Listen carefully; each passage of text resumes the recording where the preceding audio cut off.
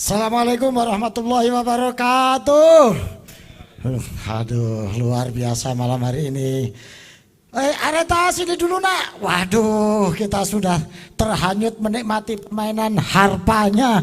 Itu tadi ada. Oke, nanti kita akan ngobrol dengan Areta ya, pemain harpa yang malam hari ini memeriahkan acara kita yaitu Nusantara Berkisah. Setelah sekian lama kita vakum, Nusantara Berkisah kali ini kita muncul lagi dan kita akan membahas suatu tema yang sangat ya spesifik malam hari ini, yaitu Pancasila dan kita. Langsung dari Auditorium Makara Art Center Universitas Indonesia, kami menemani Anda semuanya yang ada di layar online ya, di jamaah YouTube ya. Kali ini kita bersama-sama ya. Malam hari ini saya juga kedatangan dari Ibu Direktur Pembudayaan Pancasila dari BPIP, Ibu Iren Gamelin Sinaga yang malam hari ini juga ada di tengah-tengah kita. Kali ini saya akan memanggil para narasumber yang sangat luar biasa malam hari ini. Yang pertama akan kami panggil seorang penulis buku ya. Dia banyak mengulas tentang buku tema-tema kebangsaan dan Pancasila. Kita kasih tepuk tangan yang meriah untuk Mas Abdul Ghafur. Nah, monggo Mas Ghafur. Luar biasa malam hari ini. Assalamualaikum Mas Ghafur. Apa kabar? Sehat ya? Nah, silakan ambil mic-nya. Nah, udah. Monggo. Nah, sehat ya Mas Ghafur ya? Sehat ya. Pakai mic. Tes. Itu ya. Oke, terima kasih ya sudah ada di sini ya Mas Ghafur ya. Iya. Kita nanti akan ngobrol-ngobrol ya soal Pancasila dan kita. Berikutnya saya akan panggil narasumber seorang pemikir muda yang menggeluti tentang Pancasila. Seorang staf ahli di MPR, kemudian juga banyak menulis buku-buku baik tentang Pancasila, tentang kebudayaan maupun tentang ilmu sosial. Tepuk tangan untuk Mas Saiful Arif. Nah, beliau sekarang menjadi Direktur Pusat Studi Pemikiran Pancasila. Monggo Mas Arif, ambil mic-nya, cari tempatnya. Gitu. Monggo. Gimana Mas Arif? Sehat ya? Sehat Mas, sehat. Nah, selama pandemi kok malah seger loh sampean ini? Iya, mengalami penumpukan. Penumpukan. Padahal kemarin selama pandemi itu kita susah loh Mas Arif. Iya. Mau konser enggak bisa, mau pentas enggak bisa. Kita mengalami PPKM, penurunan pendapatan kiai dan musisi. Jadi susah kita. Kiai mau dakwah susah, mau ngaji susah, musisi mau pentas susah. Akhirnya pendapatan menurun Mas Arif. Nah, tapi makin segar ya. Berkahnya Pancasila. Berkahnya Pancasila ya. Oke, berikutnya saya akan panggil, yang ini lain ini. Ya, Mbak kita yang cantik, molek dan menarik karena dengan aktivitasnya yang menurut saya luar biasa. Menggunakan media sosial sebagai sarana untuk mengenalkan nilai-nilai tradisi, nilai-nilai Pancasila melalui media sosial, terutama TikTok. Kita sambut kali ini Mbak Kensita Ramaningsih. Selamat malam Mbak Kensita. Apa kabar? Wah, mic-nya ini soalnya nggak dibawa dari situ itu tadi loh. Jadi harus duduk dulu sini. Oke. Apa kabar Mbak Kensita? Ini belum hidup ya mic-nya ya. Bentar. Sudah Mbak. Selamat malam. Malam. Gimana, sehat Mbak Kensita ya? Alhamdulillah sehat. Nah, masih TikTok terus kali ini? Alhamdulillah sampai saat ini masih, tadi juga sebelum acara juga sempet TikTok sama. Oh iya, dia. di danau itu, tepi danau ya? Iya, iya. Wah, top dah. Oke, nanti kita akan ngobrol lebih jauh tentang iya, itu. iya. Oke, terima kasih. Kita akan bersama-sama memulai dialog kita pada malam hari ini mengenai Pancasila dan kita. Kali ini kebetulan juga bulan Pancasila. Jadi 1 Juni adalah hari kelahiran Pancasila. Saya akan bertanya dari Mas Gofur, apa sih yang menarik dari sampean ini, kenapa tertarik pada Pancasila? Selain dia sebagai dasar negara, falsafah hidup bangsa. Nah, concern menulis buku tentang Pancasila. Apa? Ya, baik, terima kasih Mas Gus Sastro. Ini kiai saya ini sebenarnya. Bukan. Ya, saya kira pertama yang perlu kita pahami adalah bahwa Pancasila itu bagian dari kehidupan masyarakat Nusantara, masyarakat Indonesia. Ya. Pancasila adalah karakter dasar bangsa Indonesia. Ya. Ini yang membuat saya tertarik untuk coba mengulas masalah Pancasila ini di dalam beberapa karya-karya buku saya. Oh, jadi karena Pancasila ini menjadi bagian hidup yang tidak terpisahkan dengan bangsa Indonesia. Ya, betul. Karena kita beragam, kita ini berjenis-jenisnya macam-macam, sehingga yang menjadi bisa jalan tengah itu ya Pancasila. Betul. Tulisan sampean yang terakhir tentang apa, Mas? Ya, tulisan saya terakhir tentang, saya beri judul Pancasila Nalar Bangsa, Dalil dan Dasar Mengapa Harus Berpancasila. Oh, Ya. ini dalilnya dalil apa? Dalil Arkimedes, dalil apa dalil dari Quran hadis? Saya sebagai muslim tentu saya mengambil dalil-dalil dari Quran dan hadis sebagaimana yang diajarkan para guru-guru kita ya. Itu ya betul, cocok ini karena selama ini membenturkan Pancasila dengan agama. Nah, saya tanya ke Mas Arif nih. Ini kan Mas Arif ini bulan Pancasila nih ya. Iya, iya. Ketika ada orang yang membenturkan Hari Raya Pancasila. Hari Raya Pancasila. Masya Allah, setelah Hari Raya Idul Fitri kembali ke Fitri, masuk Hari Raya Pancasila. Kenapa saya kan ini dengan Hari Raya Pancasila? Iya, Hari Raya Pancasila itu ya hari di mana kita merayakan Pancasila, Mas. Dan Hari Raya Pancasila itu berlangsung sejak 1 Juni sampai 18 Agustus. Wah, panjang sekali. Ya. Iya, Panjang makanya ya. saya makin gemuk. Karena hari raya. Bentar, saya tanya nih menarik. Kenapa logikanya kok dari 1 Juni sampai 18 Agustus? Nah, ini Iya, gimana? iya. Prosesnya gimana? Iya, iya. Jadi ini kan apa namanya sebagaimana ditetapkan atau ditegaskan oleh keputusan Presiden nomor 24 tahun 2016. Oke. Tentang Harlah Pancasila ya. Itu di konsideran menimbang huruf E dinyatakan bahwa Pancasila itu terbentuk melalui 3 fase. Oke.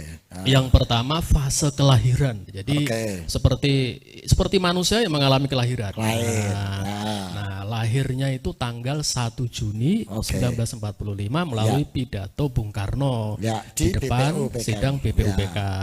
Nah, kenapa 1 Juni disebut sebagai kelahiran Pancasila? Karena di hari itulah ide, gagasan, falsafah Pancasila lahir. Gitu, Mas. Lalu yang kedua, fase kedua setelah diusulkan oleh Soekarno, dirumuskan ulang oleh Panitia 9 tanggal 22 Juni kan gitu, Mas. Menjadi Piagam Jakarta. Nah, bulan itu. 22 Juni itu. 22 Juni. Jadi apa hari rayanya masih berjalan nih. Jalan. Iya kan, 1 Juni sampai 22 Juni. Iya. Jadi kalau 1 Juni itu lahir, 22 Juni ini itu diulesin, kira-kira dikasih popok gitulah. Hitanan lah paling iya, hitanan gitu, atau apa ya ya. kan? Nah, kemudian keluar akte lahirnya, Oke. formalitasnya itu tanggal 18 diakui Agustus. secara resmi Iya, menjadi secara akte resmi. kelahiran. Iya, sebagai dasar negara, sebagai konsensus bersama para pendiri bangsa, Oke. masuk di dalam pembukaan Undang-Undang Dasar menjadi Stat Fundamental Norms, Ya. itu tanggal 18 Agustus. Matuk kalau kayak gini. Panjang sekali hari raya Banyak. Pancasila itu. Jadi Pancasila itu kita hari rayain mulai kelahiran sampai dapat akte Dapat kelahiran. akte lahir itu. Nah, sunatnya juga ada di situ ya. Sunatnya di tengah-tengah itulah. Jadi kalau ada orang yang ngomong, wah ini lahirnya tanggal sekian, ini enggak lahirnya tanggal 18, lahirnya tanggal 22. betul. Nah itu berarti bisa runtut dengan logika seperti ini gitu. Oke, jadi paham aku. Nah, Mbak Kenstan. Nah. Ini saya menarik ini, Mbak. Kira-kira kalau nge-vlog atau TikTok tentang Pancasila punya pengalaman nggak yang gimana itu, Mbak? Ya. Saya Kalau pengen saya ini eksplorasi. selama ini berusaha TikToknya selalu pakai identitas bangsa Indonesia. Oh ya. Perempuan Indonesia identitasnya berkebaya ya. Wah Jadi ya. mungkin bisa dilihat TikTok saya semua berkebaya. Oh. Jadi kan selama ini saya lihat media itu TikTok Ya. kebanyakan yang pakai baju seksi Ya. segala macam. Tapi kalau saya ingin identitas perempuan Indonesia itu memakai kebaya. Kebaya, Iya. iya. Jadi kalau yang tadi ditanyakan Pancasila, ada beberapa yang memang saya menggunakan lagu Indonesia. Oh, oke. Ada yang Jawa gitu ya, itu ada gitu. Tapi Sebagai backsoundnya dalam TikTok itu ya. ya, ya gerakannya pun karena saya juga penari ya, tapi bukan penari profesional sih, cuma suka tari. Jadi ada yang gerakan dari Bali, Oke. atau dari Jawa, Ya. atau Jogja gitu. Kita Artinya basicnya tari-tari tradisi iya, ya, Mbak, iya. ya. Kalau lagunya Indonesia atau gamelan atau segala macam, gerakannya kita pakai tari. gitu. Oke. Tapi saya juga menyesuaikan yang ada di TikTok lagi tren, misalnya lagu Korea atau apa ya adalah, tapi tetap pakai tarian. Pakai tari. gitu, ya. Jadi istinya dikolaborasikan Iya, untuk betul, anak betul. muda. Iya, iya. Waduh, luar biasa ini. Mbak pernah punya pengalaman menarik nggak dengan melakukan TikTok yang seperti itu? Saya pernah melakukan TikTok di gedung DPR, Oh ya? di MRT. Hah? Jadi kalau TikTok itu udah nggak kenal apa ya, Nggak kenal malu, tempat. Oh. udah nggak kenal malu. Jadi kata Oh. orang, urat malunya udah putus pokoknya. Yang penting kita seneng ya. Iya, Sebenarnya intinya waktu saya menggunakan TikTok itu karena untuk biar fresh aja ya. Ah. Karena udah kerja, udah capek, akhirnya Sabtu Minggu ngapain ya? Akhirnya Iya. TikTokan. Oke. Sehingga teman-teman komunitas, teman-teman kantor dan teman-teman saya ya. itu banyak bilang ini ratu TikTok, padahal ya masih ada yang lebih ratu lagi gitu. Cuman karena saya pakai kebaya jadi beda gitu ya. Ya, saya ini pengen tanya nih, apa sih yang mendorong dan menginspirasi sampean untuk tiba-tiba muncul pakai kebaya, pakai gaya tarian tradisional, pakai lagu-lagu Indonesia. Itu ceritanya gimana sampean kok tiba-tiba begitu itu loh? Iya, saya tergabung di komunitas juga, Oke. komunitas budaya, komunitas berkebaya. Ya. Jadi memang keseharian kami memakai kebaya. Oke. Tapi saya juga ikut komunitas untuk kebudayaan adat. Jadi saya juga memakai baju adat. Oke. Kayak kemarin di acara terakhir saya memakai baju Dayak. Wih, Jadi mungkin nanti bisa dilihat Ya, di ya. TikTok saya memakai baju Dayak Oke. dengan lagu Dayak juga Lagu ada, Dayak. Indonesia juga ada. Oke, menarik ini. Bagaimana memanfaatkan media sosial dengan konten-konten kebangsaan yang kece, yang update itu ya, up to date dan lain sebagainya. Apa ya, bermuda ya. Iya, yang zaman now kalau ya, orang bilang. zaman now. Cuman Saya juga zaman now tapi di zaman old gitu ya. Pemuda. menyesuaikan sama Iya. milenial kan Iya, ya Pak, iya, ya iya. Mas ya. Jadi Betul. supaya tidak boring juga ya Iya, gitu. oke. Walaupun ya sebenarnya udah nggak muda lagi. gitu. Iya, Cuman- tetap muda dong semangatnya. Mengajak Gitu. generasi muda untuk tetap mencintai kebudayaan. Oke, ini yang walaupun penting. kita sekarang memakai ya ada IG, ada FB, ada TikTok gitu. Oke, nanti kita harus TikTok loh, Mbak. Boleh. Kita semua yang hadir di sini pada TikTok semua ya nanti. Iya. Oke, saya kembali ke Mas Gofur. Ya, Mas Gofur, selama ini kan sampean concern untuk menggali, menulis, ya. Nah, sudah apa saja yang sampean tulis tentang Pancasila ini selain buku yang terakhir ini? Ya banyak tema-tema tentang kebangsaan yang saya tulis. Oke. Cuma baru kali ini yang agak lebih concern ya tentang Pancasila. Termasuk tadi yang disampaikan Mas Saiful itu juga ada di buku ini ya. Jadi memang fase kelahiran Pancasila itu seolah-olah ada 3 fase gitu. Tapi menurut hemat saya ini sebetulnya menjadi satu rangkaian gitu. Yang menarik begini Mas. Jadi ada peristiwa, mungkin Mas Saiful juga pernah membacanya ya. Jadi pada kelahiran Pancasila 1 Juni, di dalam memoirnya Hatta itu memang menyatakan bahwa satu-satunya founding fathers yang menyatakan istilah Pancasila. Enggak, saya enggak setuju founding fathers. Founding parents. Founding parents. Nanti kalau founding mothernya nanti kacau. Mothernya ngambek ya diajak. Founding father, mothernya gimana? Founding parents. Founding parent ya, para pendiri bangsa ini ya. Bung Karno lah yang menyatakan istilah Pancasila gitu. Diterima dengan bulat mutlak dan itu diamini oleh Bung Hatta. Kemudian pada tanggal 22 Juni ini dari panitia 9 ada panitia kecil sebetulnya. Nah, kelompok muslim ini merumuskan tentang pasal 1 ya, yang berbunyi ketuhanan yang Maha Esa dengan kewajiban menjalankan syariat Islam bagi para pemeluknya. Yang itu kemudian dikenal dengan Piagam Jakarta pada saat sidang itu, pada saat rapat itu, sahabat kita dari kawan Katolik A.A. Maramis itu setuju sebetulnya pada waktu itu.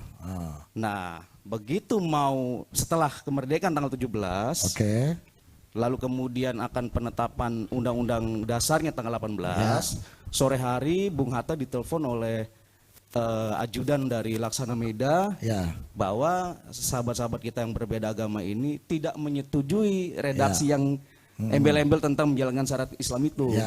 Saat itu Bung Hatta sebelumnya kaget, loh gimana, kemarin santai-santai aja kok gitu, kita duduk bareng harmonis damai gitu. Cuma karena menimbang persoalan yang lebih besar, gitu ya, meskipun Muslim mayoritas dan memang katakanlah punya saham cukup besar di dalam Republik ini, karena yang gugur juga banyak gitu, sehingga merasa bahwa syarat ini redaksi ini cukup penting bagi kelompok muslimin. Tapi dengan kebesaran jiwa para founding fathers kita atau founding parent kita itu, maka Bung Hatta, Kiai Wati Hasim dan kelompok muslim yang mewakili di dalam panitia 9 itu dengan besar hati mencoret embel-embel syariat menjalankan agama Islam untuk para pemeluknya gitu. Tapi yang penting keutuhan bangsa yang baru saja kita raih kemerdekaan ini lebih penting. Dan yang lebih penting lagi, tanpa kata itu pun syariat Islam tetap boleh dijalankan oleh umat Islam. Itu yang terpenting. Sehingga akhirnya kita sepakat. Mas Arief mungkin gimana terkait dengan, karena banyak orang ya Mas Arief yang tetap bukan meragukan sih, ngokrek gitu loh, mengulik-ngulik bahwa ini lahirnya enggak, ini lahirnya garuk yang enggak gatal. Iya, gitu, itu kan jadi luka lagi akhirnya kalau seperti itu gitu. Nah, sebetulnya ini bagaimana proses itu gitu. Seperti tadi Bung Hatta sudah melakukan itu. Saya pengen Mas Arief juga berkomentar soal ini. Iya, jadi memang Mas, jadi kenapa pidato Soekarno disebut sebagai pidato kelahiran Pancasila?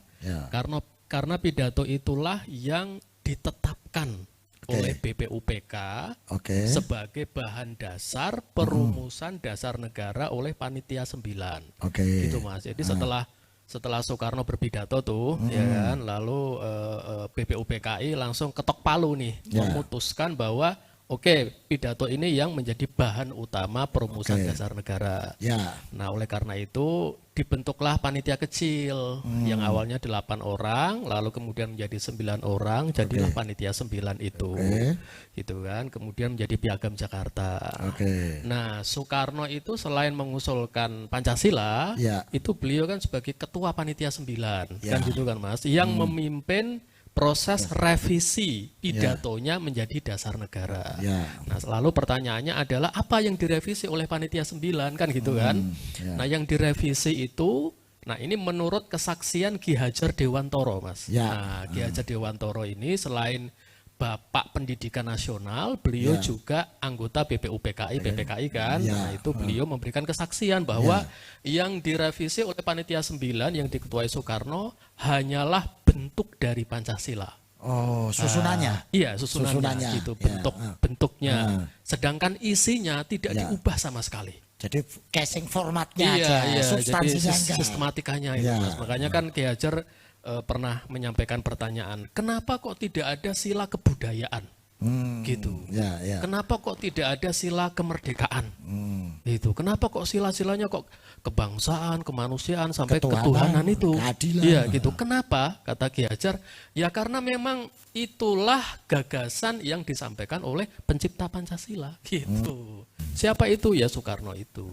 Makanya kemudian sebenarnya antara rumusan, jadi antara isi Mas kan, isi 1 Juni, 22 Juni dan 18 Agustus tidak ada perubahan. Sama. Nah, sempat mengalami perubahan sedikit gitu ya. Jadi temanya ketuhanan tapi konsepnya bersyariah Islam itu di Piagam Jakarta. Tapi kemudian direvisi oleh para kiai kan, kiai itu kan, kayak Wahid Hasyim, Ki Bagus Hadikusumo kan gitu Mas, oleh jadi sebelum sidang PPKI itu kan Bung Hatta ngajak tokoh-tokoh Islam ngopi pagi itu kan untuk merevisi itu gitu. Sampailah kemudian kembali kepada ketuhanan yang Maha Esa yang pertama kali diusulkan oleh Soekarno. Gitu. Oke, jadi itulah proses panjang dari Mbak, kira-kira kalau cerita ini di TikTokan jadinya gimana ya Mbak ya? Di TikTokan gitu. Kalau cerita, kalau sejarah Pancasila mungkin bapak-bapak ini yang paling pakar ya. Kalau saya mungkin lahirnya Pancasila dan generasi penerusnya ya, yang tetap mencintai Pancasila gitu. Sebenarnya kalau saya boleh katakan, yang pertama adalah kita harus mencintai Pancasila. Bucin kalau orang bilang sekarang. Kalau kita udah bucin sama Pancasila, dari 1 sampai 5 pasti akan bisa mengamalkan sehari-hari. Apalagi sekarang generasi muda. Kalau dulu waktu saya masih SD SMP, kita sering kalau upacara itu ada pembacaan Pancasila setiap hari Senin ya. Yang pernah saya sampai ngelotok, bahkan pembukaan Undang-Undang 45 pun sangat melotok bahwa kemerdekaan adalah hak segala bangsa sampai selesai. Itu hafal sekali. Cuman yang sangat miris sekarang generasi muda kayaknya nggak semuanya deh bisa hafal 1 sampai 5. Coba sebutkan sila keempat, udah langsung mikir dulu. Padahal kalau kita zamannya kita udah langsung hafal ya. Gitu. Saya lebih membidik dan lebih melihat untuk generasi muda sih ya, untuk mencintai Pancasila itu aja. Modal utama untuk generasi muda sekarang tuh Pancasila gitu. Kalau di TikTok mungkin bisa ya nanti dengan lagu-lagu kebangsaan gitu. Nah ini saya tanya ke Mas Gofur. Kata kunci dari Mbak Kensita itu adalah mencintai. Bagaimana kita bisa mencintai kalau kita tidak kenal? Padahal ada kaidah, ada pepatah mengatakan tak kenal maka ta'aruf. Nah, kan tak kenal maka ta'aruf. Nah, bahkan kalau gak kenal kan harus ta'aruf dulu. Nah, bagaimana menta'arufkan Pancasila kepada generasi muda ini? Kira-kira menurut Mas Gofur bagaimana ini? Nah, nanti kita ekspor gimana? Ya, sesungguhnya begini. Tadi di awal saya kasih garis bawah ya, tentang bahwa Pancasila adalah karakter kita gitu, jati diri kita gitu. Kenapa generasi muda tadi disampaikan Mbak Kens itu tidak hafal, tidak paham, tidak bahkan nggak bucin terhadap Pancasila itu. Zaman dulu malah butir-butir Pancasila saya juga hafal. Ya. Karena dulu butir Pancasila. Hafal saya. Dulu kan ada PMP ya. Kalau sekarang PKN ya. Dulu P4, terus bahkan ada cerdas cermat P4, itu kita ngelotok banget gitu. Tapi kalau yang sekarang mungkin ya. Coba ini makanya kalau karena sekarang memang gini ya, Mas ada saya kira pertama masalah pengenalan jati diri bangsa dulu. Apalagi sekarang kita diserang oleh K-pop segala macam gitu.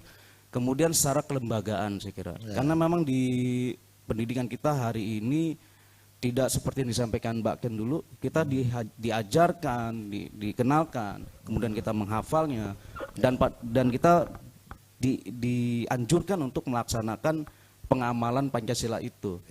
Nah ini memang ada gap antara dunia pendidikan kita dengan dunia anak-anak muda ini. Ya, ya. Lalu gimana cara mendekatan gap ini, Mas? Ya, karena dulu kan kita ada seperangkat sistem, seperangkat instrumen yang bisa menanamkan kita sehingga kita paling tidak kenal, tahu itu. Nah, ketika guideline ini sudah tidak ada, gitu ya, diganti yang kayak begini ini, gitu ya. Nah, ini gimana ya ta'arufnya kita dengan Pancasila ini ya, gitu. Nah, oke Mas Arif, mungkin gimana kita supaya tak kenal maka ta'aruf ini? Ya, pertama memang secara formal melalui pendidikan ya, Mas. Ini menarik. Jadi sebelum kita lanjutkan, Mas, soal pendidikan ini, kita akan ngasih kesempatan yang satu ini untuk lewat duluan.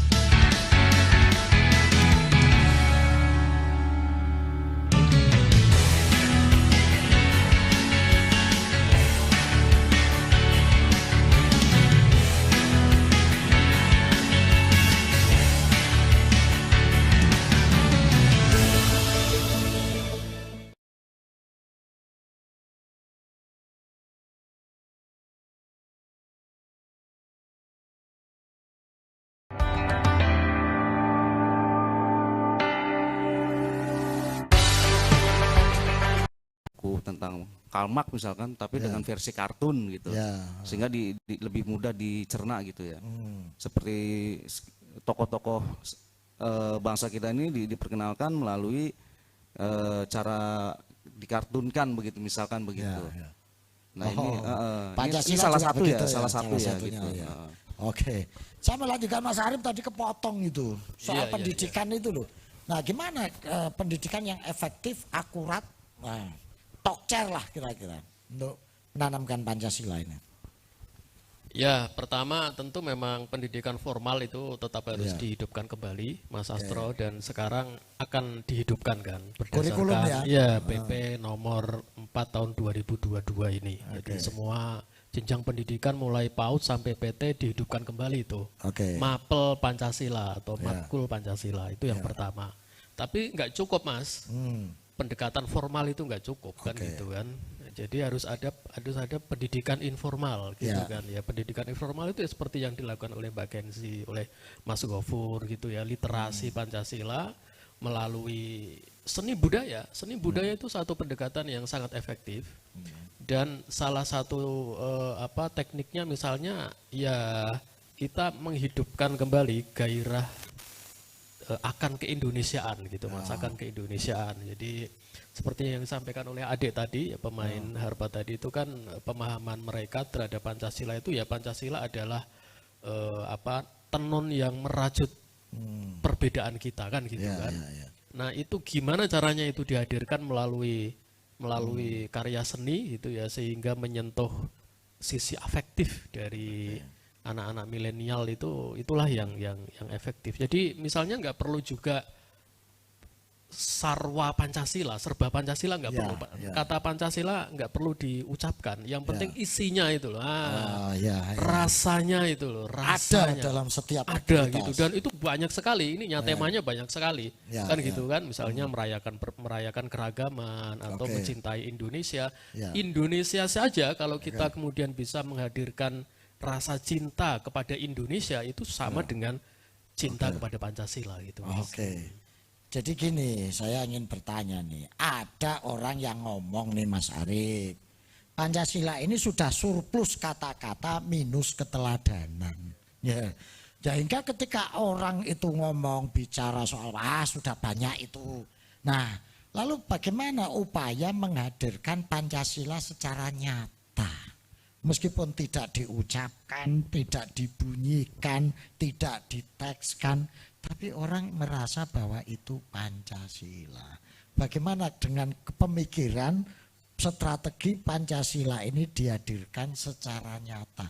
Kira-kira wujudnya kayak apa ya Mas Gofur ya? Kalau kita menghadirkan Pancasila itu secara real, nyata, dan orang bisa merasakannya. Nah itu wujudnya kayak apa kira-kira? Saya boleh berkisah sedikit? Nah boleh, ini memang ceritanya soal Nusantara berkisah kok. Ya harus berkisah. Satu ketika ada teman, kebetulan habis dapat rezeki banyak ya. Gitu. Cuma memang beliau ini tipologi orang yang tidak suka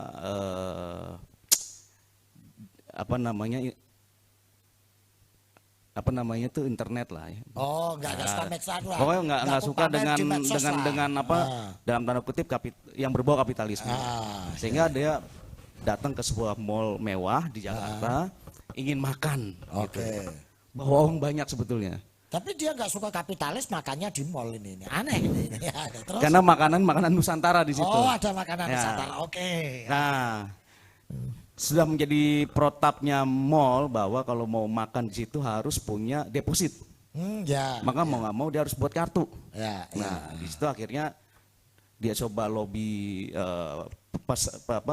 tukang sajinya. Ternyata tetap nggak bisa makan di situ meskipun bawa uang. Nah di lain cerita lagi bahwa ada salah satu teman aktivis ya, kebetulan ya kita tahu lah aktivis tuh kadang ada duit, kadang nggak ada duit itu. Nah, pagi hari ingin makan lapar gitu, ketemu tukang bubur langganan gitu. Ini ngutang terus gitu. Tapi kok dikasih terus sama tukang bubur gitu. Karena kata tukang bubur kasihan, ini masih saudara kita gitu. Nah itu saya tarik kesimpulan bahwa maaf bahwa sebenarnya Pancasila itu sudah hadir di kalangan masyarakat awam, masyarakat kecil kita. Jadi bagaimana menumbuhkannya ya itu seperti tukang bubur itu. Gitu. Artinya di mall mewah yang hanya gara-gara kartu. Orang enggak bisa padahal makan. Padahal punya uang. Di sisi lain orang enggak punya uang tetapi bisa tetap makan dikasih secara enjoy. Nah, luar biasa ini. Kita bisa merumuskan sendiri Pancasila hadir di mana. Padahal keduanya orang Indonesia ini. Orang Indonesia. Saya tanya ke Pak Arif ini. Gimana Mas Arif? Gimana menghadirkan Pancasila di mal-mal yang seperti itu yang ternyata punya duit aja enggak bisa makan itu. Kira-kira strateginya kayak apa itu? Ya memang kalau di mall agak susah memang Mas. Tapi di mall itu kan ada 21. Ya kan? 21 itu kan sering menayangkan tuh film-film sejarah, itu juga penting juga gitu ya. Jadi sebenarnya kebaikan dan keburukan itu bukan enggak abadi ya, gitu. Ada yang baik, ada yang buruk. Nah misalnya tadi bicara tentang sosialisasi Pancasila melalui karya seni, itu juga bisa melalui film itu Mas, melalui film, dan filmnya film sejarah. Film sejarah itu selalu masih menjadi magnet ya, meskipun kepada generasi milenial itu. Justru yang klasik itu kan unik kan gitu kan, dalam kacamata generasi milenial ini gitu. Yang klasik itu unik, dan yang unik pasti menarik kan gitu. Nah oleh karena itu kan ya kita lihat film-film sejarah itu ternyata masih menarik minat generasi milenial, dan ya kita hadirkan saja melalui perfilman misalnya ya Mas ya. Tapi kalau soal ketauladanan memang yang paling penting itu ya penyelenggara negara ya, penyelenggara negara, dan salah satu cara untuk menghadirkan Pancasila ya kita harus melakukan kritik ya terhadap kebijakan negara yang bertentangan dengan Pancasila. Nah itu yang saya maksud. Iya, Kira-kira memungkinkan nggak kalau mal-mal itu misalnya dibikin, diarahkan dengan menanamkan nilai-nilai Pancasila, misalnya ada social value gitu ya, yang kira-kira negara hadir di situ untuk mengembangkan itu sebagai bagian dari proses pembudayaan Pancasila. Ya, karena mall dan semua ruang publik itu kan ruang publik sebenarnya memang harus ada niat dari terutama penyelenggara negara untuk memaksimalkan itu demi nilai-nilai kebangsaan kita. Dengan kebijakan-kebijakan yang diatur di situ. Mbak Kenzi, monggo, gimana ini supaya Pancasila itu hadir, dirasakan, dan orang itu mengambil manfaat secara nyata, dan ketika itu ada, wah, good Pancasila. Gimana itu? Kalau menurut saya yang paling utama sebenarnya di dalam keluarga dulu kali ya, orang tua. Saya punya anak, Bapak mungkin juga, Mas juga ya. Kita tanamkan dulu ke anak gitu Pancasila gitu. Yang kedua, kalau di area publik kami selama ini untuk generasi muda kayak tadi flash mob. Yang kedua, kalau untuk di sekolahan mungkin kayak karya wisata ya. Karena kalau kita mencintai wisata yang ada di Indonesia, itu anak-anak pasti juga akan secara langsung mencintai Indonesia juga gitu. Terus yang ketiga itu kayak kita waktu kecil dulu. Ketika Hari Kartini kita mengadakan karnaval. Karnaval itu menggunakan seluruh pakaian yang ada di Indonesia ya, pakaian adat. Itu salah satu mencintai Indonesia, mencintai Pancasila gitu. Itu karnaval. Tapi kalau sekarang kayaknya saya nggak pernah melihat tanggal 21 April Hari Kartini. Di sekolahan-sekolahan pun juga jarang diperingati juga ya. Kecuali kalau ada karnaval budaya, memang ada beberapa yang masih menyelenggarakan gitu. Kalau yang di mall mungkin ya seperti Pak Tindi tadi bilang bahwasanya harus ada tempat tertentu atau di public area yang benar-benar ini loh Pancasila gitu ya. Pancasila nggak harus berupa Garuda Pancasila, enggak. Jadi Pancasila bisa mungkin mencintai yang ada di Indonesia, kebudayaan yang ada di Indonesia. Bisa dilihat di suatu pojok misalnya di public area. Kalau saya karena kebaya mungkin bisa di situ dipamerkan seluruh kebaya, kan dari Sabang sampai Merauke itu kebayanya beda-beda. Udah gitu kalau pakaian daerah pun beda-beda. Itu Pancasila menurut saya seperti itu. Jadi anak-anak pun bisa melihat oh ini Indonesia gitu kan, bukan yang ke barat-baratan gitu kan. Oke, jadi dia bisa lihat nyata. Dia bisa merasakan kehadirannya yang seperti tapi didampingi sama orang tua ya. Jadi memang kita sebagai orang tua memang harus terus sih menyemangati anak-anak kita, generasi muda untuk terus mencintai Pancasila dengan cara kita masing-masing ya. Gitu. Oke, Mas Gofur, kita akan malam hari ini bicara soal Pancasila dan kita. Apa sih yang dirasakan, yang diimajinasikan, yang dipikirkan, Mas Gofur, mengenai Pancasila dan kita? Ini apa yang ada dalam imajinasi Mas Gofur ketika kita bicara soal Pancasila dan kita itu sekarang ini? Saya kira saya juga pertama mendapatkan undangan dengan tema ini. Secara terminologi ini Pancasila dan kita seolah-olah dikotomi ya gitu. Padahal bukan dikotomi, ya bisa dikotomi, bisa menyatu, bisa tidak sebetulnya. Padahal kita itu Pancasilais gitu. Nah, kalau kita memahami karakter dan jati diri kita sebagai satu bangsa yang, jadi gini, kita boleh berbeda agama, boleh berbeda ras, warna kulit, rambut dan lain sebagainya, beda agama dan lain sebagainya. Cuman jangan lupa ternyata ada satu hal yang betul-betul dapat mempersatukan kita. Saya sebut adalah spiritualitas Nusantara. Nah, misal begini. Cerita bapak-bapak kita zaman dulu itu, baik yang di Sulawesi, baik yang di Pulau Jawa dan di beberapa pulau, kalau mereka ingin menanam padi atau ingin memanen padi, biasanya melakukan ritual-ritual tersendiri ya, meskipun dengan cara-cara yang berbeda gitu. Yang dapat kita tarik garis besarnya adalah, benang merahnya adalah bahwa bangsa Nusantara ini adalah bangsa yang mempercayai adanya kekuatan yang maha luar biasa. Dari Sabang sampai Merauke, meskipun agamanya berbeda dengan cara pandang yang berbeda. Tapi bangsa kita ini bukan bangsa yang kering spiritual seperti bangsa-bangsa di luar sana. Nah, ini yang menyatukan kita sih, saya kira. Teksnya begitu, idealnya begitu. Tapi kata-kata kita dan Pancasila kalau di mana ini seolah-olah ada jarak kita dan Pancasila, maksudnya. Nah, itu kan betulnya merefleksikan realitas kekinian. Itu yang terjadi ketika Pancasila dibenturkan dengan agama, ketika Pancasila dibenturkan dengan pemahaman-pemahaman tertentu. Nah, bagaimana ini menghadapi situasi seperti ini? Ya, saya kira memang pertama penggalian sejarah terhadap kelahiran Pancasila ya. Jadi kalau dewasa ini ada sebagian kelompok yang dalam tanda kutip mengatasnamakan kelompok-kelompok religiusitas tertentu, seolah-olah bahwa Pancasila adalah sekuler, bukan bagian dari keyakinan agama tertentu. Islam lah gampangnya itu. Orang udah ngomong sekuler kok agama tertentu. Yang ngomong anti sekularisme itu kan Islam. Nah, sehingga ada kelompok-kelompok Pancasila, Islam politik ini menyatakan bahwa Pancasila ini bugot, kafir, dan lain sebagainya gitu. Padahal Pancasila itu adalah instrumen dari pengejawantahan nilai-nilai agama itu sendiri sebetulnya. Secara moral agama itu ada di Pancasila sebetulnya. Menarik ini, berarti artinya ketika kita mengamalkan Pancasila, otomatis kita mengamalkan Islam. Kira-kira betul, gitu. Betul. Oke, kita akan lanjutkan pembicaraan ini setelah break yang satu ini.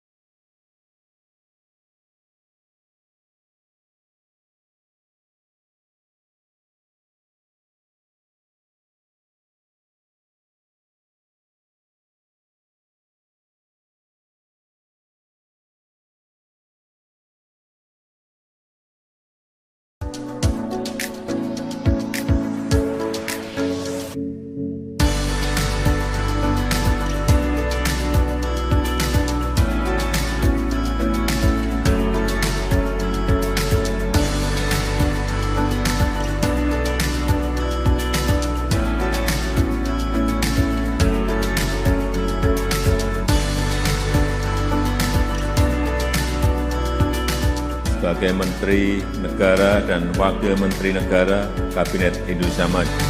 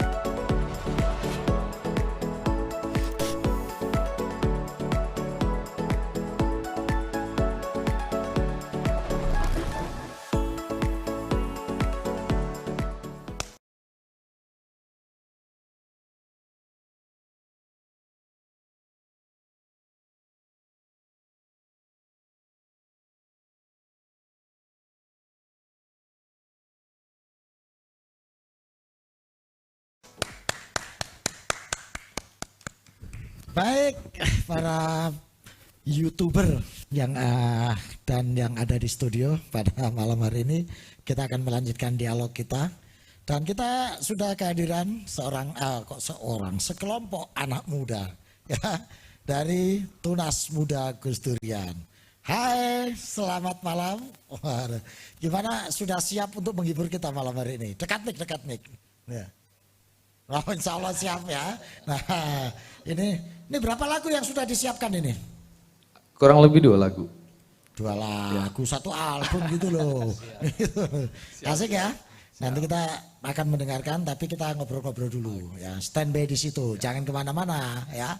Saya tak ngobrol dulu dengan para narasumber di sini ini. Gitu. Mas Arif, kira-kira bagaimana sih tadi menghadirkan Pancasila secara nyata? Karena banyak anak-anak muda yang kebingungan, kira-kira contoh Pancasila yang nyata bisa dilakoni nggak sih kira-kira Pancasila ini? Ada contohnya nggak yang konkret ngelakoni menjalani Pancasila itu kayak apa? Gitu. Ya, seperti yang diceritakan Mas Gofur tadi ya, ketika tukang bubur itu kemudian dengan leluasa memberikan makan kepada orang yang selalu membutuhkan itu, Mas. Dan itu juga sudah ditauladankan oleh para pendiri bangsa kita gitu. Jadi para pendiri bangsa itu bukan hanya merumuskan Pancasila secara tekstual, tapi sudah mengamalkan nilai-nilai Pancasila di dalam tindakannya kan gitu kan. Misalnya di dalam kesederhanaan hidupnya ya. Ada Haji Agus Salim yang sebagai pejabat tinggi negara asik-asik saja naik kereta gitu ya Mas, naik kereta api, dan ketika ditanya kenapa naik kereta api, karena nggak ada yang lebih murah daripada ini. Kalau ada yang lebih murah, saya akan naik yang lebih murah itu. Masya kan gitu kan. Allah, gitu kan Mas. Lalu jadi dia nggak bebani negara. Nggak gitu bebani negara. Ya. Padahal dia pejabat negara. Iya, dan misalnya Bung Hatta itu wakil presiden Mas, wakil presiden. Tapi seumur hidup beliau itu ngefans sekali dengan sebuah sepatu. Merek sepatu yang mungkin di zamannya yang paling bagus itulah ya. Itu dilihatnya di kaca tokonya gitu. Sampai beliau wafat nggak kebeli itu sepatu itu. Masya Allah. Padahal wakil presiden ya. Itu kesederhanaan ya Mas, kesederhanaannya. Lalu toleransinya juga tinggi sekali para pendiri bangsa itu ya. Misalnya hubungan antara Muhammad Nasir dengan I.J. Kasimo. Ya kan? Muhammad Nasir itu dari kelompok Islam, mengusulkan Islam sebagai dasar negara. I.J. Kasimo tokoh Katolik. Kan gitu, berdebat itu panjang itu. Ya, misalnya di sidang konstituante itu kan Mas tahun 56. Tapi ketika I.J. Kasimo itu membutuhkan bantuan gitu ya Muhammad Nasir dan para pendiri bangsa yang lain yang berbeda ideologi ya dengan ringan tangan memberikan bantuan itu. Jadi dan itu zaman sekarang masih terbukti Pancasila itu Mas. Gitu ya. Jadi realnya. Jadi misalnya survei yang diadakan oleh World Aid Foundation itu ya. Jadi lembaga penelitian tentang kedermawanan sedunia itu ya. Iya. Nah, itu mengadakan survei tentang negara-negara yang paling dermawan gitu ya. Dan dahsyatnya Indonesia itu menempati peringkat tertinggi selama 2 tahun berturut-turut. 2020 dan 2021 di zaman COVID mengalahkan Amerika dan negara-negara maju dalam konteks kedermawanan. Itu luar biasa itu. Ini mengindikasikan bahwa nilai-nilai Pancasila hidup ada. Diamalkan oleh warga negara.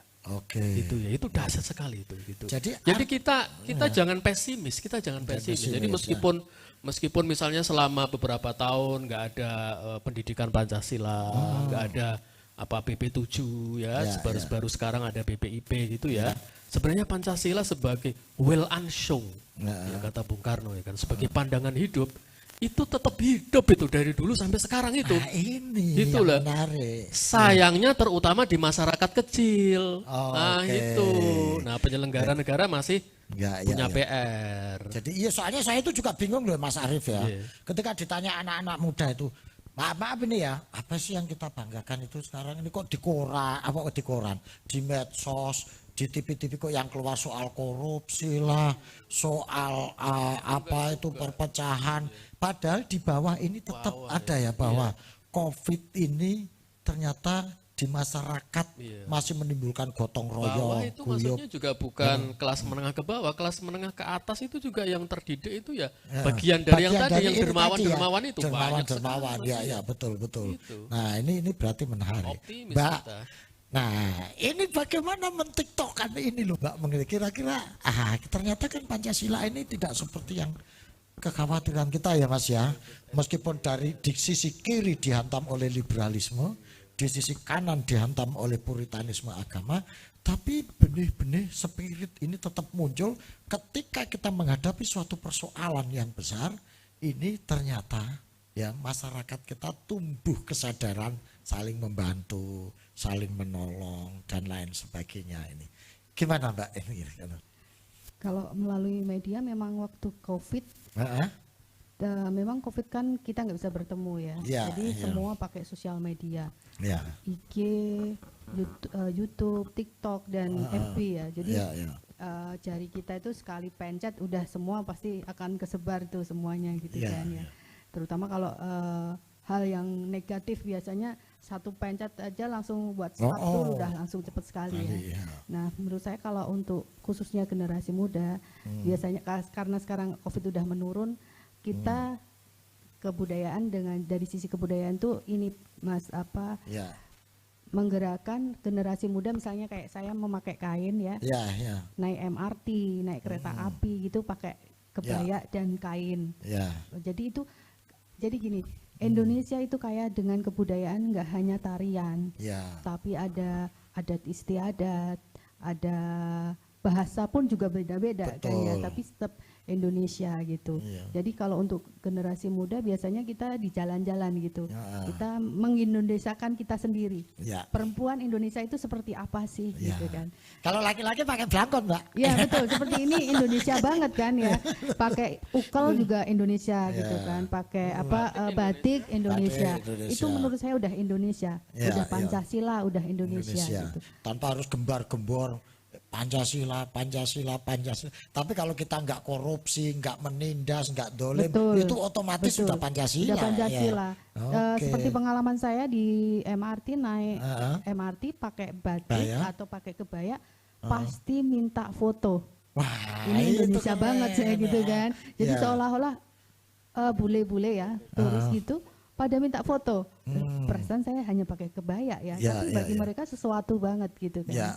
Naik MRT pakai kain, atau kalau batik mungkin udah sering ya, tapi ketika saya pakai kain itu udah yang bule-bule itu pengen foto gitu, jadi senang kita. Artinya kita harus pede dengan betul, yang kita miliki. Memakai belangkon cukup pakai belangkon, pakai gini ternyata fine saja. Kayak gitu. Sekarang CFD udah dibuka ya, itu banyak sekali komunitas yang memakai belangkon, kita jalan, atau pakai kebaya kain kita jalan, itu Indonesia sekali. Ini simboliknya seperti itu ya, belangkon, kebaya, lagu, batik, bahkan makanan, kuliner ya, kuliner. Itu sekarang industri kreatif kuliner ini sudah maju, dan ini kalau di-create secara benar itu bisa menjadi ekspresi Pancasila. Itu meningkatkan ekonomi juga kan, untuk UMKM itu karena Indonesia itu sebenarnya kayak banyak sekali. Semakin kita memperdalam budaya, makin banyak kekayaan yang kita akan dapatkan dari Indonesia. Ketika teknologi kita sudah nggak bisa ngejar, atau bukan nggak bisa, belum bisa ngejar. Ketika ekonomi belum bisa ngejar, maka kebudayaan adalah menjadi sarana untuk menumbuhkan pride kita. Karena Indonesia kaya akan budaya. Budaya. Dan kalau itu muncul, Pancasila akan bangkit dengan sendirinya. Setuju, betul sekali. Ini luar biasa. Ini kita akan mendengarkan ini anak-anak muda, kira-kira pesannya apa yang terkait dengan Pancasila. Mereka ini akan mencoba mengekspresikan nilai-nilai dan pesan-pesan Pancasila melalui irama dan nada. Oke, kita simak kali ini penampilan Tunas Muda Gus Durian. Monggo Mas.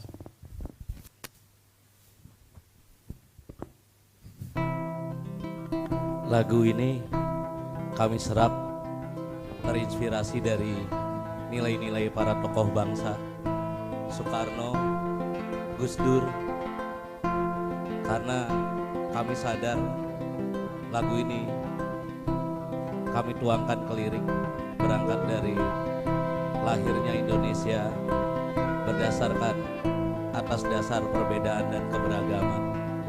Bahagia untuk semua.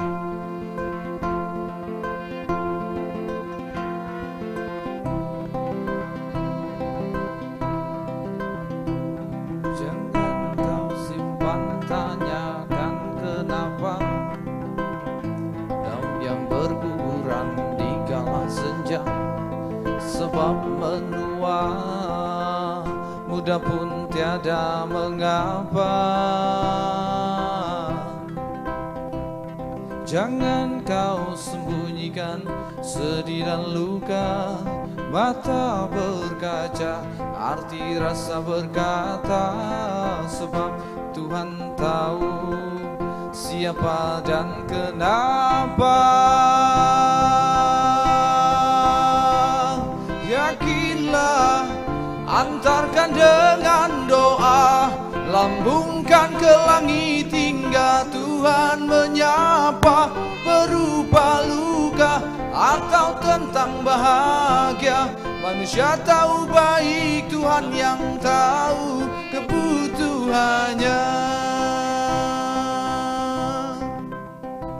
Selama kita masih bersahaja untuk semua, selama kita masih berbuat baik pada semua, selama kita masih menjaga hak alam semesta, selama itu pula bahagia untuk semua. Berlakulah itu untuk semua, bukan hanya berlaku itu untuk sesama. Berlakulah itu untuk semua, bukan hanya berlaku itu untuk sesama. Untuk segolongan saja, untuk yang seagama saja, untuk yang sebudaya saja. Bahagia untuk semua.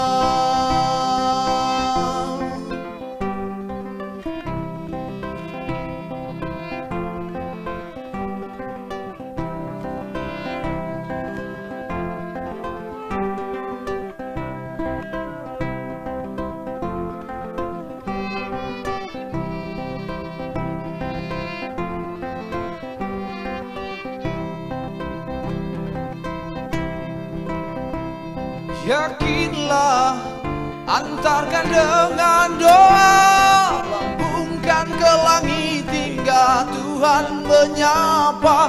Berupa luka atau tentang bahagia, manusia tahu baik, Tuhan yang tahu kebutuhannya.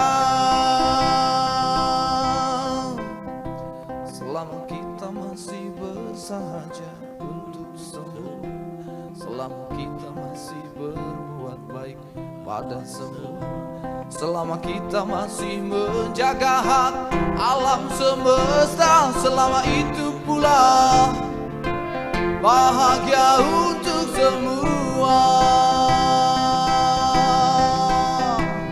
Berlakulah itu untuk semua, bukan hanya berlaku itu untuk sesama.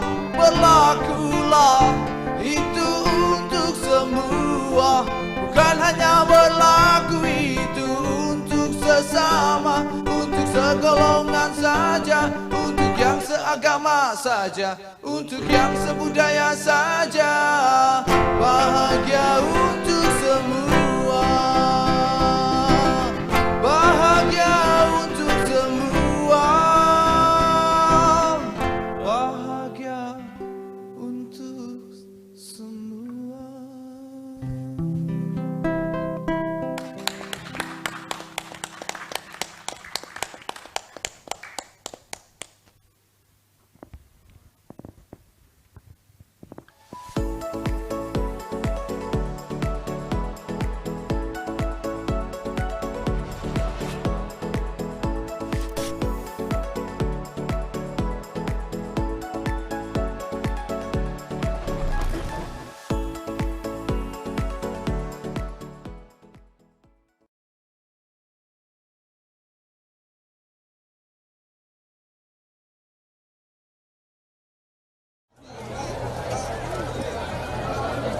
Presiden Republik Indonesia Joko Widodo mengecek harga minyak goreng curah yang ada di Pasar Baros, Kabupaten Serang, Jumat 17 Juni 2022. Hal itu dilakukannya saat melakukan kunjungan kerja di Kabupaten Serang. Ia mengatakan harga minyak goreng curah di Pasar Baros berada di kisaran harga Rp14.000, sehingga menurutnya harga minyak goreng curah saat ini relatif stabil. Ke pasar ini untuk mengecek harga minyak goreng curah. Saya lihat harga sudah baik, sudah 14.000, coba nanti dicek sendiri. Sudah 14.000 di beberapa kios. Sudah 14.000, ini yang akan saya cek di beberapa pasar di provinsi yang lain. Ya, itu aja. Sebelum mengecek harga minyak goreng curah, terlebih dahulu Jokowi memberikan sejumlah bantuan sosial kepada para penerima manfaat program Keluarga Harapan atau PKH dan para pedagang. Bantuan berupa uang sebesar 1,2 juta rupiah itu merupakan bantuan modal kerja atau BMK. Ia berharap bantuan itu dapat dimanfaatkan sebaik-baiknya sebagai tambahan modal usaha. Pada kesempatan itu, Jokowi turut didampingi oleh Menteri Sosial Tri Risma Harini, penjabat Gubernur Banten Al-Mukhtabar, Bupati Serang Ratu Tato Kasana, Ketua DPRD Kabupaten Serang Bahrul Ulum, dan Kepala Dinas Pasar Adang Rahmat. Jurnalis Sultan TV, Bian Oktario dari Serang memberitakan.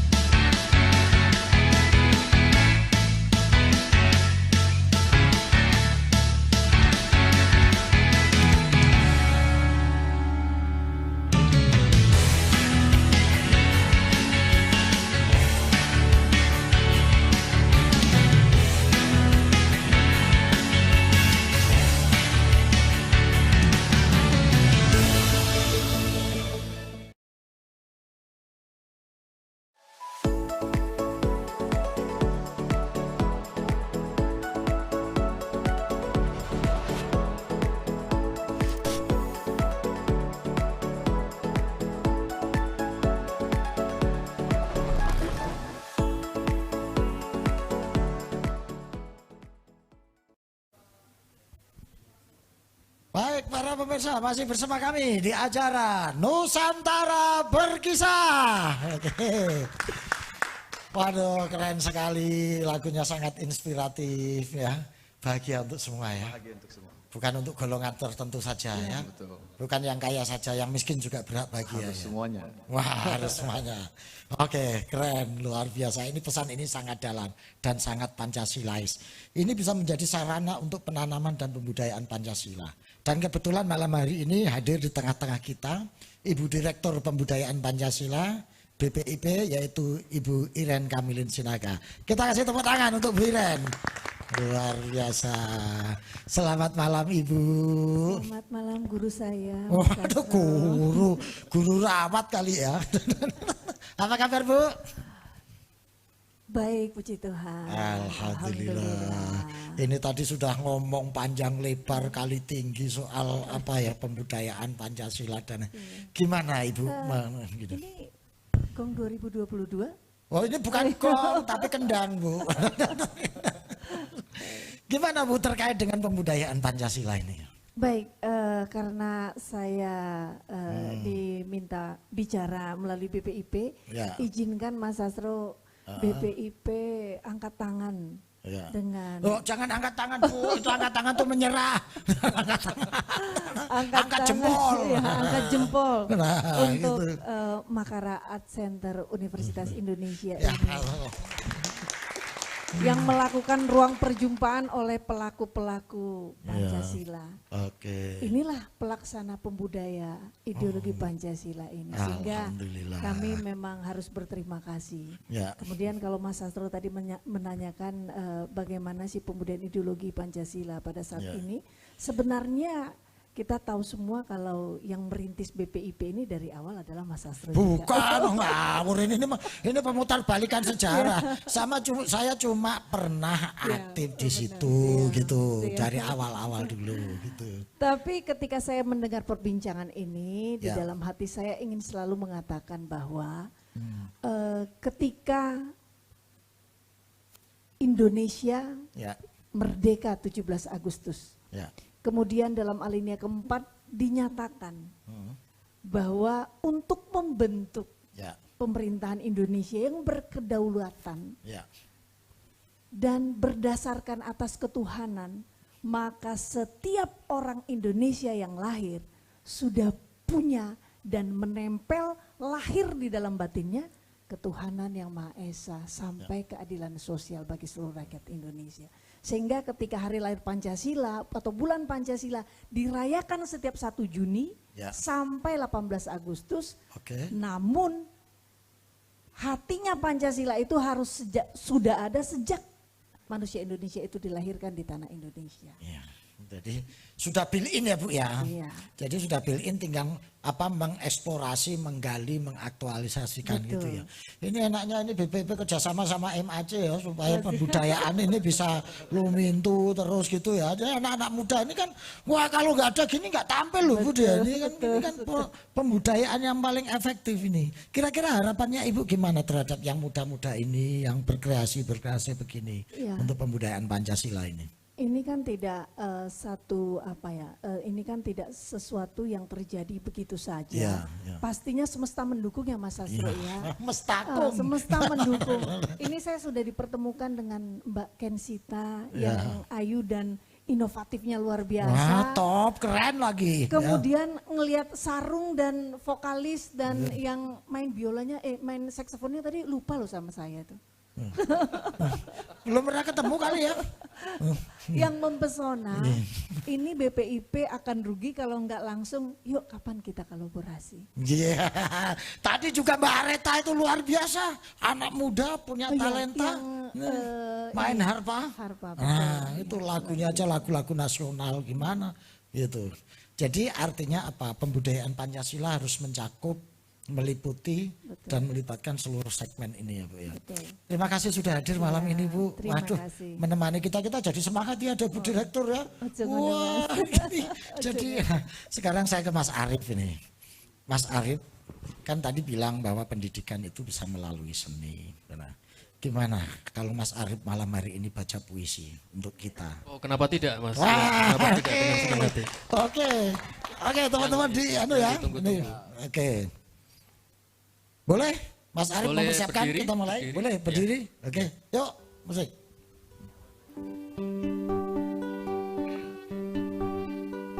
Izin Ibu Direktur.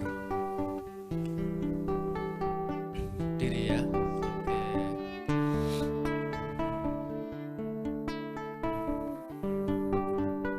Sebuah karya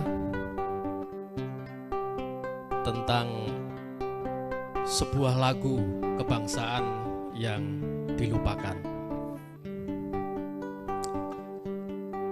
Aku masih sangat hafal nyanyian itu.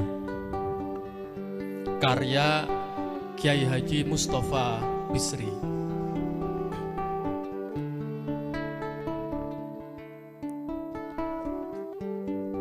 Aku masih sangat hafal nyanyian itu.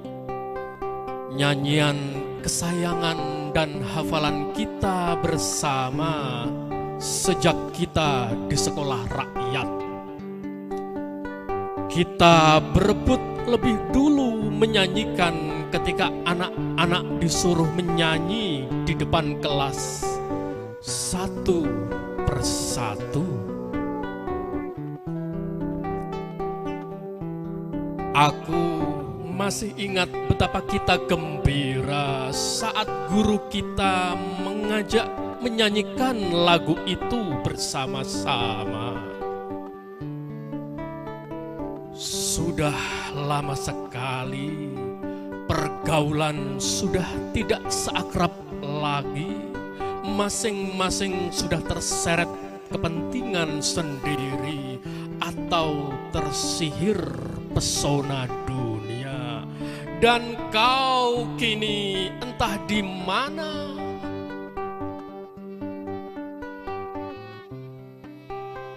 Hari ini ingin sekali aku menyanyikannya kembali bersamamu. Nyanyi bareng-bareng. Indonesia tanah air beta, pusaka abadi nan jaya. Indonesia sejak dulu kala tetap dipuja-puja bangsa. Di sana tempat lahir beta, dibuai dibesarkan bunda, tempat berlindung di hari tua sampai akhir menutup mata.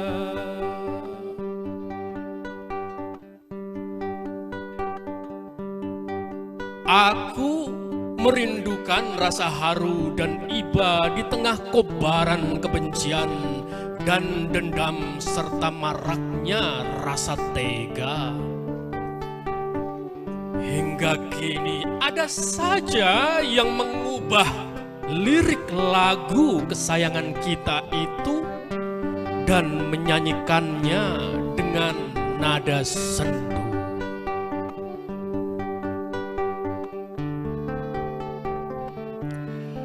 Indonesia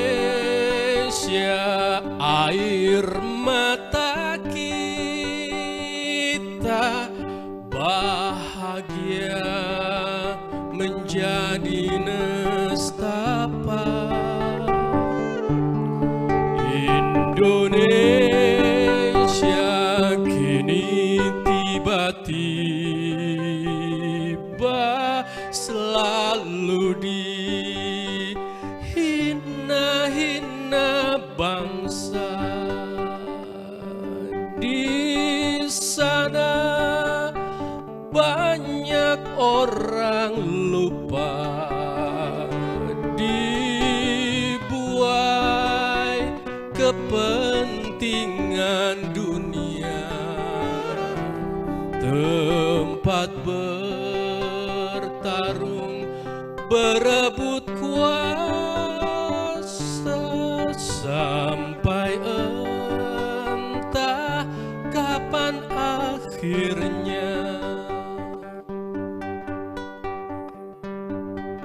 Sayang, di manakah kini kau? Mungkinkah kita menyanyi lagu kesayangan kita itu dengan akrab seperti dulu? Tepuk tangan untuk Kiai Mustafa Bisri Gusmus. Terima kasih Mas.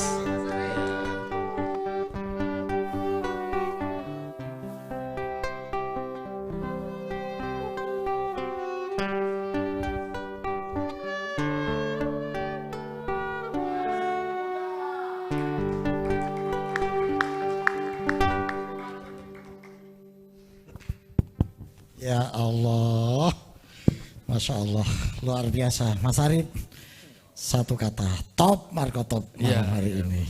Oke, kita sudah sampai ini di penghujung acara. Tadi Mas Gofur juga akan menyampaikan karya-karya beliau. Tadi sudah bawa buku untuk diserahkan kepada Makara Art Center UI. Ada, monggo malam hari ini beliau akan memberikan cendera mata ya dalam acara pada malam hari ini. Monggo. Ya. Mbak Lili maju ke depan mewakili penyerahan ini. Ya, dipersilakan sebagai inisiator sekaligus produser dari acara Nusantara Berkisah pada kesempatan malam hari ini. Ini sudah episode yang ke-9 ya, kita melakukan Nusantara Berkisah pada kesempatan kali ini. Monggo, mungkin 1 kalimat 2 kalimat penyerahan.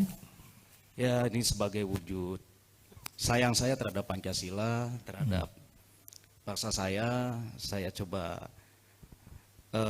torehkan seluruh pikiran dan jiwa saya di dalam beberapa karya ini, antara lain Indonesia Rumah Kita. 9 fakta yang perlu Anda ketahui tentang Indonesia.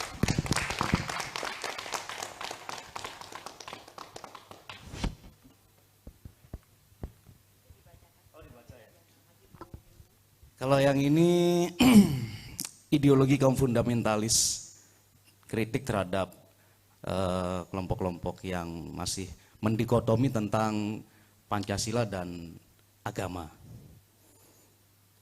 Kemudian yang ini yang sedang kita alami bersama dari dulu sampai hari ini, judulnya Quo Vadis Nasionalisme, merajut kembali nasionalisme kita yang terkoyak.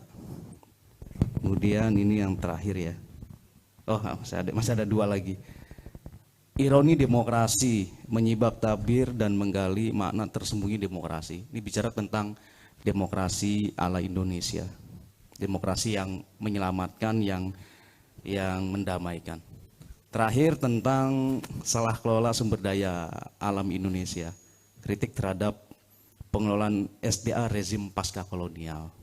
Oke, tepuk tangan untuk Mas Abdul Ghafur. Terima kasih. Mudah-mudahan berkah. Ya, moga-moga bermanfaat bagi perubahan. Amin, amin, amin, amin. Oke. Ya, terima kasih. Baik, kita sudah sampai di penghujung acara. Mbak Kenzia, 1 kalimat untuk kita malam hari ini, bagaimana? 1 kalimat khususnya untuk generasi muda, ayo kita sama-sama mencintai bangsa Indonesia, mencintai Pancasila, dan terus menjaga, melestarikan kebudayaan sampai anak cucu kita. Terima kasih. Oke, Mas Arif. Ya, tetap optimis. Kita harus tetap optimis bahwa Pancasila itu meskipun pernah hilang proses penguatannya, tapi dia adalah nafas kehidupan kita. Terima kasih. Oke, Mas Ghafur. Ya, kita harus tetap duduk bersama, bercanda bersama, tertawa bersama. Ya. Meski hidup masih sengsara, tapi Pancasila aku cintai selama-lamanya. Alhamdulillah, top. Ibu Direktur.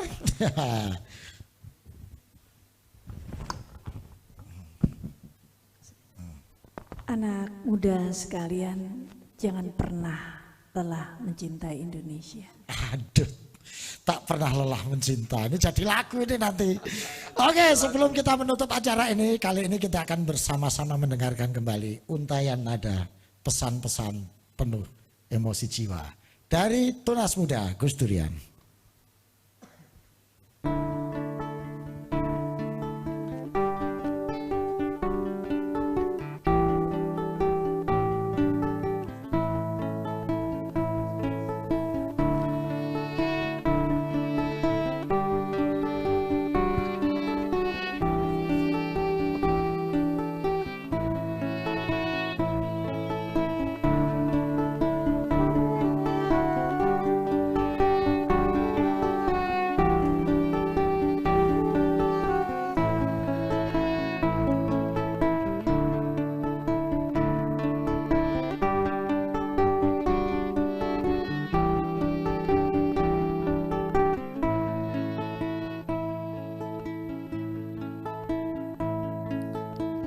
subuh teramat subur, luka kian mengulur, rasa yang mulai gugur, maaf mahal terukur. Lupakah kita pada hakikat cinta, bahwasanya hidup tak mesti sama, kita bisa bersama. Lupakah kita pada api yang membara, bahwasanya tak mudah padam bila angin yang menerpa. Sebab kebencian yang kau simpan tak lebih besar dari cinta yang kau tanamkan. Sederhanakan maaf, terima dan kasih padu padan semesta.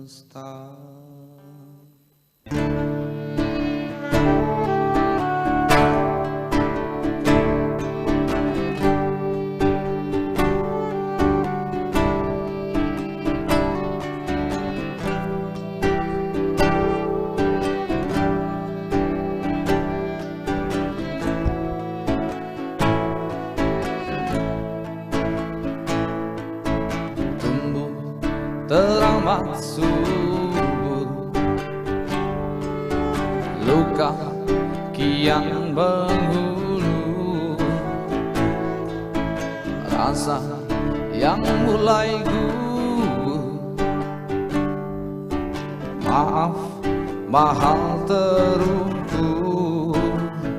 Lupakah kita pada hakikat cinta, bahwasanya hidup tak mesti sama, kita bisa bersama.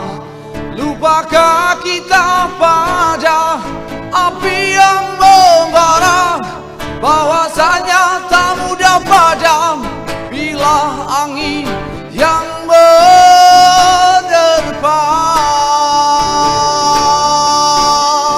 Sebab kebencian yang kau simpan tak lebih besar dari cinta yang kau tanamkan.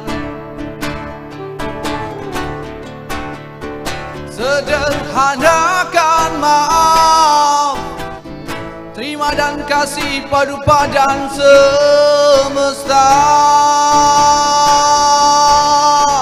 Sebab kebencian yang kau simpan tak lebih besar dari cinta yang kau tanamkan. Sederhanakan maaf, terima dan kasih padu padan semesta.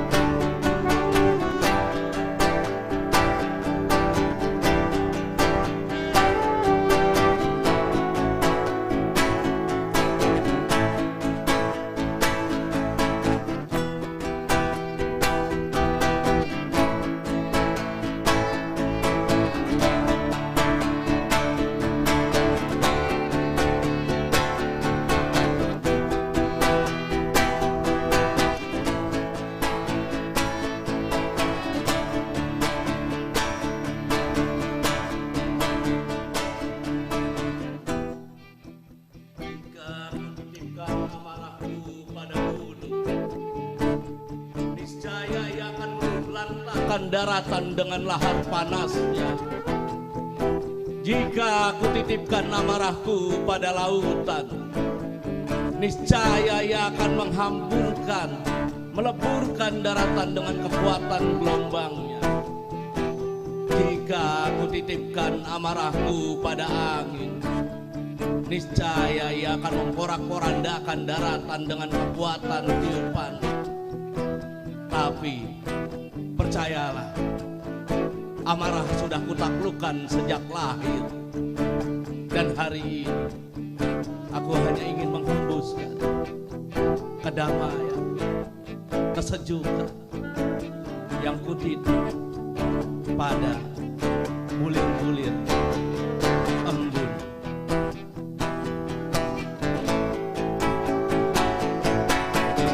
Mari kita ucapkan terima kasih pada siapapun, pada kawan, pada lawan yang tak sejalan. Kita ucapkan terima kasih pada kawan, pada lawan yang tak sejalan, dan pada teman, pada tetangga, pada siapapun itu. Hari ini kita mulai semuanya.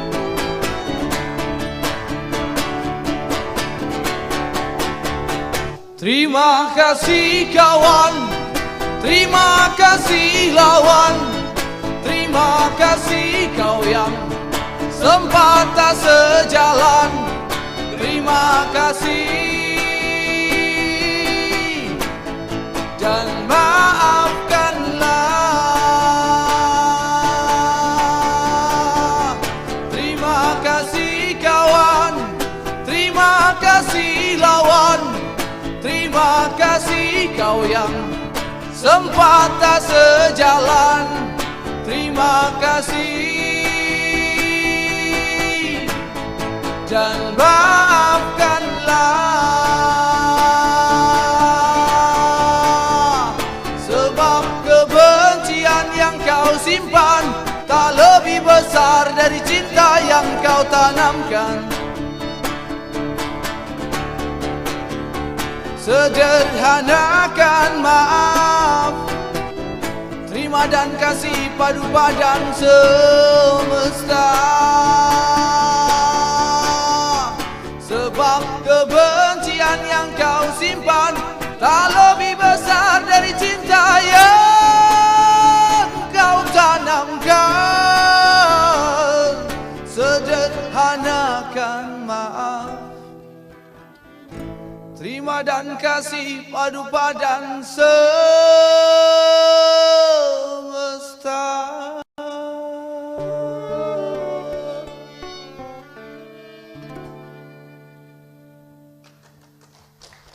Luar biasa. Terima kasih Tunas Muda Gus Durian, menyentuh dalam dan menusuk hati. Baik para pemirsa dimanapun Anda berada, nampaknya sudah sampai di penghujung acara. Mbak Kenzia janji mau TikTok ya. Oke, sebelum kita menutup ini tolong ajari TikToknya, nanti kita sama-sama akan TikTok. Monggo Mbak Areta masuk ke sini semuanya bareng-bareng ya. Mbak Lili semuanya, ayo. Kita sudah sampai di penghujung acara ya. Oke, Mas Oji semuanya, ayo Mbak ajarin gerakannya. Ayo anak-anak muda TikTok. Sini bareng-bareng. Ya. Ayo, Mbak ini yo, harus ini TikTok. Ayo. Mana lagi? Mbak Widya. Ayo. Jangan malu-malu kucing. Selin, ayo. Maju. TikTok bareng-bareng. Ayo Rip, harus TikTok. Nah. Sini, ayo TikTok. Selin, ayo Lin. Semuanya TikTok sini. Gerakannya gimana Mbak? Nah, kita ikuti contoh di sini nih ya. Kita kasih contoh dulu. Mbak, gerakannya Dewe tau duwe bayangan besok yen wis wayah omah-omahan aku maca koran sarungan kowe blonjo. Contoh gerakannya. Iki wis dadi kenangan aku karo kowe wis pisan. Aku kiri kowe kanan wis beda. Tuh. Oke. Di sana. Oke.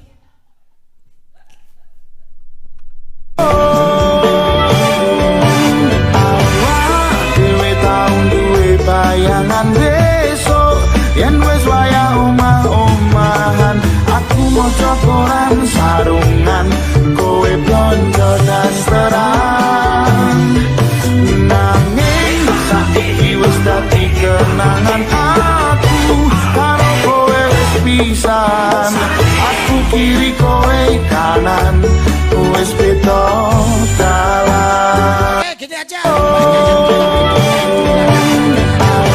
Oke, ya. Ayo semuanya, ayo bareng-bareng. Ayo semuanya siap. Ya, ayo. Salin mana? Ayo, sini. Nah, yang muda-muda. Oke. Kita bersama-sama akan TikTok ya pada malam hari ini ya. Dan saya sebagai pembawa acara pada malam hari ini mengucapkan terima kasih atas perhatian Makara Art Center, Sultan TV, Kulturina. Kita jumpa lagi pada episode Nusantara Berkisah yang akan datang. Terima kasih, sampai jumpa. Assalamualaikum warahmatullahi wabarakatuh. Yuk kita TikTok sama-sama.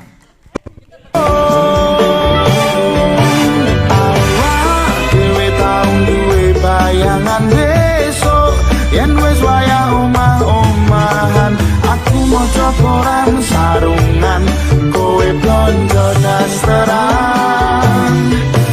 Nanging saiki wis dadi kenangan aku karo kowe wis pisan, aku kiri kowe kanan, wis beda dalan.